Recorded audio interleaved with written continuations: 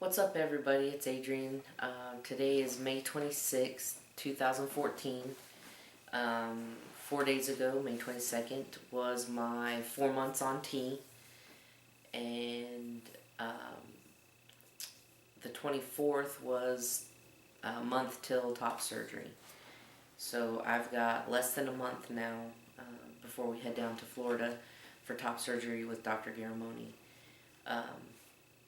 I know I haven't really talked about it, why I chose him, or what research I did. There's a whole bunch of resources out there, and I'll probably put them in the comments, any links I used, or information that's out there. But there's Facebook groups where guys, specifically about top surgery, guys post their pictures or concerns or questions, or it's people that have had surgery, people that haven't had surgery. It's just a forum for you to ask any kind of question about top surgery. A lot of the names you hear pretty frequently: Garamoni, Raphael, Dr. Weiss in New York. There was a doctor, I think his name was Brown, in San Francisco, and he's retired, and another doctor has kind of inherited his practice. So yeah, there's surgeons all over the country that perform top surgery and are pretty well known in the community. And then there's other surgeons that people mention that have given them great results. So, whatever information is available to you, or wherever you're located, whatever surgeon is available to you, do your research, and bottom line, just pick somebody that you're comfortable with. Obviously, traveling out of state is a big expense, and I know a lot of guys are, students or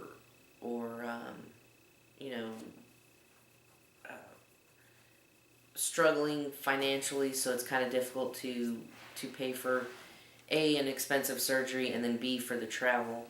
I think I'm paying $6,900 for the surgery, and then about, I think, another $2,300 just for plane tickets and the place where we're going to stay. I did look at 3 surgeons here in North Carolina. The first surgeon I went to had no experience whatsoever. There's a lot of plastic surgeons.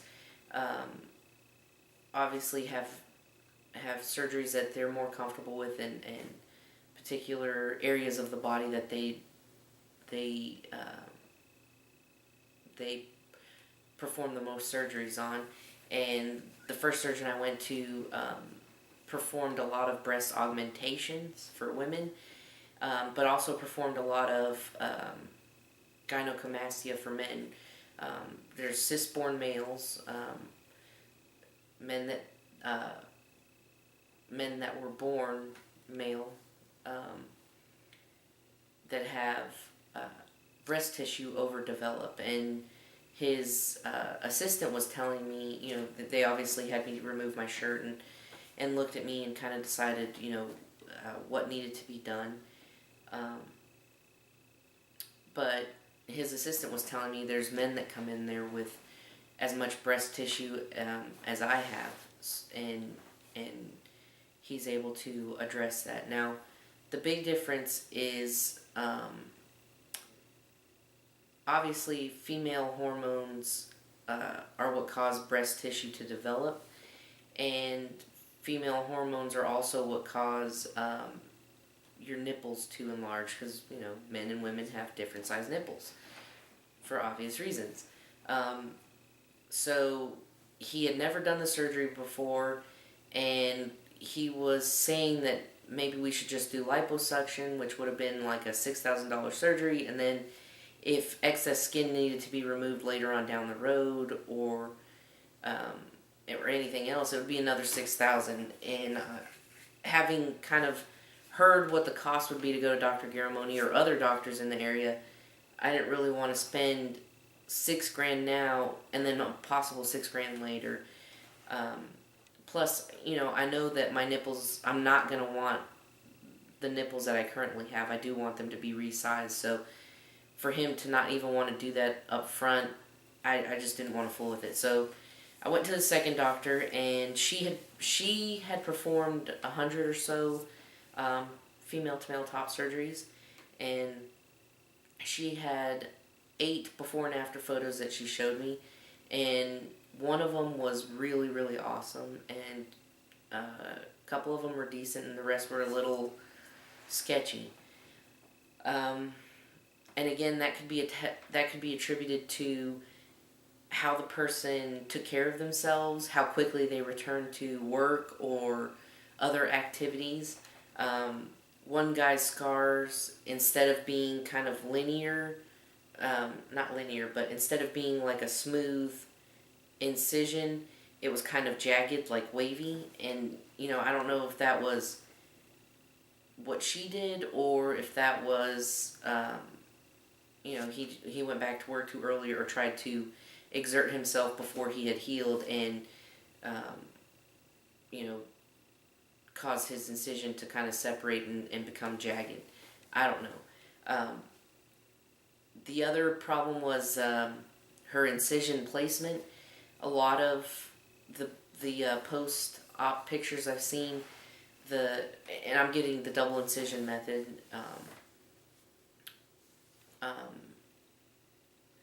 So a lot of those double incision, the bottom incision follows the pec muscle.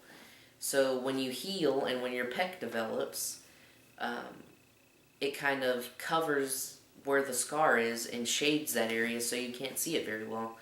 And her scars didn't really sit in that area, so I thought that was kind of odd. So I went to a third doctor, and he had only done a dozen or so FTM top surgeries, and his results were not very impressive. So I basically decided, and I know not everybody has this luxury, but I basically decided, and I've talked to guys that have had 15 surgeries, revision upon revision, to try and repair botched top surgeries. So I just kind of decided, for me, whatever the expense would be, I want to go to somebody that I feel comfortable with, that has proven history and satisfactory results.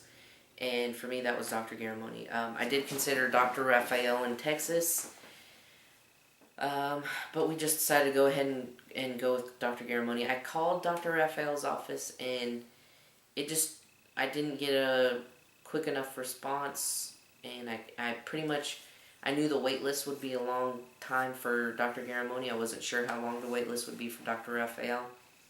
So, his office lady was taking too long to get back to me, so I finally just went ahead and booked surgery with Dr. Garamoni.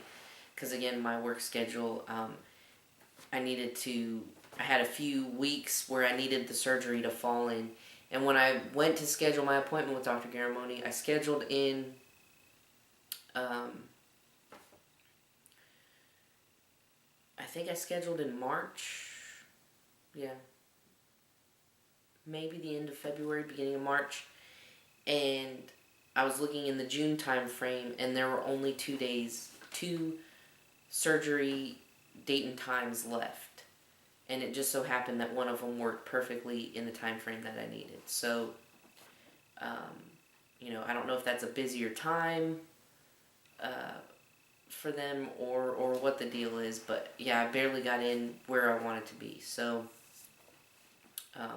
that's another thing. If you're, factor into your planning how long you're going to have to wait if you are going to go to somebody like Dr. G or Dr. Raphael. Because I'm sure they have pretty long wait lists, and I'm sure the other doctors in New York and California that are pretty popular have the same wait list. So yeah, I feel I feel very confident going to Dr. G. All his results are pretty consistent. I'm not delusional by any means. I understand you can walk in and catch a surgeon on on a bad day, um, but I'm kind of hoping with as many times as he's done it, his worst day is still better than what I've seen from the two other doctors that I saw results from. So the other piece to traveling, again, and this is all stuff that I've heard from other guys. Bathing, you want to be able to clean your lower half of your body, but not get the upper half wet, because you're going to be,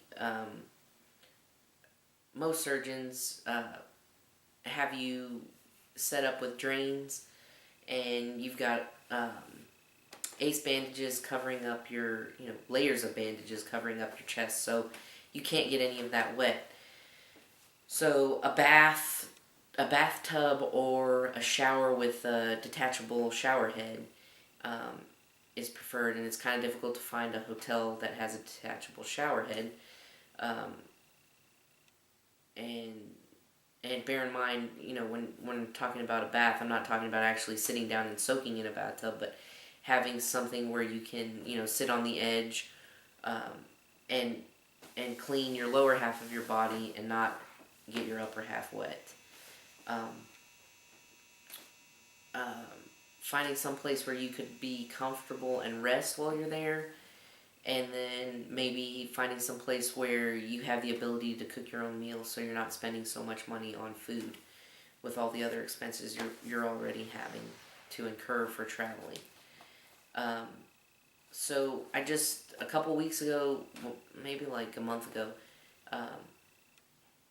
I mentioned on Facebook in one of the groups that I hadn't found a place to stay yet, and asked around if other people had any suggestions.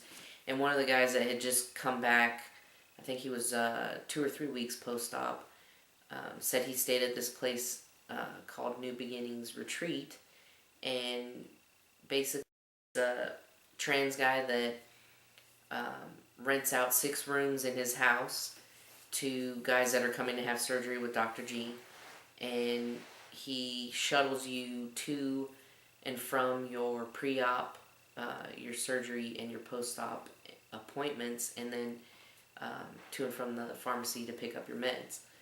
And if his schedule allows, or the schedule of the other people that he's shuttling around allows, he can pick you up and take you to the airport. So that's where we decided to go ahead and stay, and you can look at his website. There's a bunch of YouTube videos. There's guys, I saw a guy from Germany, a guy from the UK, guys from all over the States that traveled there, and my girlfriend was a little hesitant about it because she kind of wanted it, obviously it's not private. It can be private, I think, if you wanted it to be, but there's a lot of people around, so there's not as much privacy as if we stayed in a hotel. So I think that made her a little hesitant about the situation, but honestly, I'm really looking forward to getting down there and meeting some trans guys who are going to be going through the same thing I am, or, if I'm lucky enough, a guy that's recovering and can kind of give me a heads up of how he feels, or what he felt, or that kind of stuff. And I think it'd be nice if there's a few partners, wives, girlfriends, husbands, boyfriends, whatever the case may be, that my girlfriend could talk to and relate to, because it's we've met other couples. We met a couple in California when we were home visiting. There is another couple we met here, so it's just nice to have somebody to relate to and talk to about this shared experience. So I'm really looking forward to that. I really think that'll be the best part of the experience. You know, that and finally getting rid of some body parts that I can't wait to get rid of. Yeah, so I'll definitely make a video when I get down there, and hopefully if I meet some cool guys, they'll do a video with me as well. But for recovery, my girlfriend is going to be off the 2 weeks immediately following surgery with me. So I won't have to do very much for myself. And then as she's going back to work, my mother and my grandmother are going to come out and stay with me for 2 weeks. So I'll have 4 full weeks with somebody home with me, so I don't have to, I won't have to move so much. I won't have to prepare my own food or anything like that. And I'm really hoping in that 4 weeks that I can get a lot of healing done and be very low key and mellow and let my body heal and get a nice looking scar, that it doesn't get, you know, that I don't stress the area or stretch the area too soon. So that's what I'm hoping for. I did see one guy that said he didn't go back to work for 6 months and his scars looked great, but you know, a lot of people don't have that luxury. I'm pretty lucky. I get 6 weeks that I'll be able, 6 to 8 weeks that I'll be able to stay home and heal. I know a couple of guys that went back to work after 2 weeks, so I mean, that's putting your body through a lot, because it is a pretty, especially double incision surgery. The keyhole surgery, I don't think it to heal from is as bad, but double incision to go to work 2 weeks later, that's putting your body through a lot of stress. So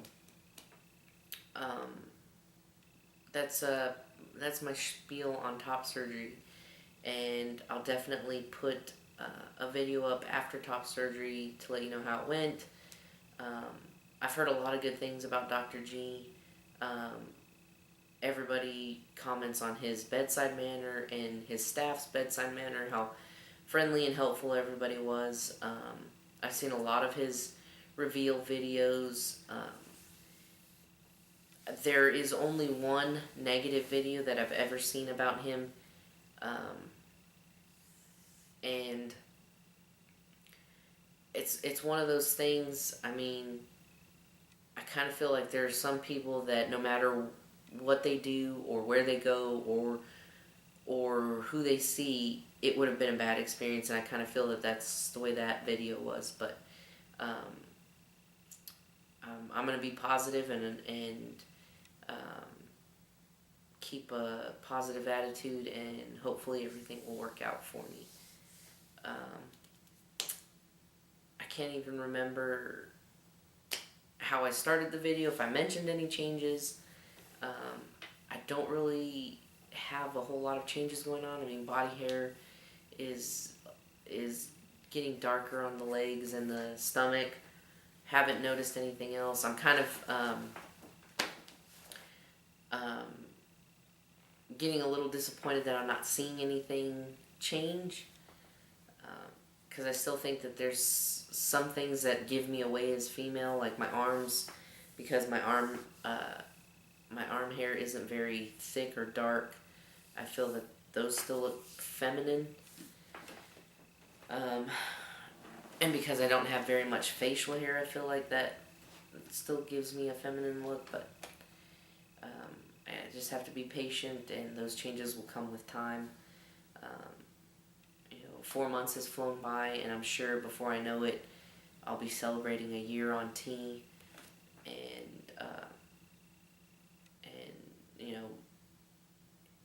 before I know it, it'll be 2-3 years, and I'll have a full beard and look exactly like I want to look. So just having to be patient. I know it's kind of funny because my dysphoria has shifted. I'm still self-conscious about my chest, but like I said, I'm starting to pay attention to other things, like um, you know, my smooth face and feminine looking arms and stuff like that. So I'm just having to remind myself that those changes will come, and to just kind of relax and not be um, focused on it. But I think it's just a natural thing, and we're all gonna do. Um, so yeah, that was it. That's it for this video. Um, the next 3 or 4 weeks should fly by pretty quickly, and then I'll be heading down for top surgery. So I hope everybody's doing well, and I will talk to you later. Peace and love. Bye.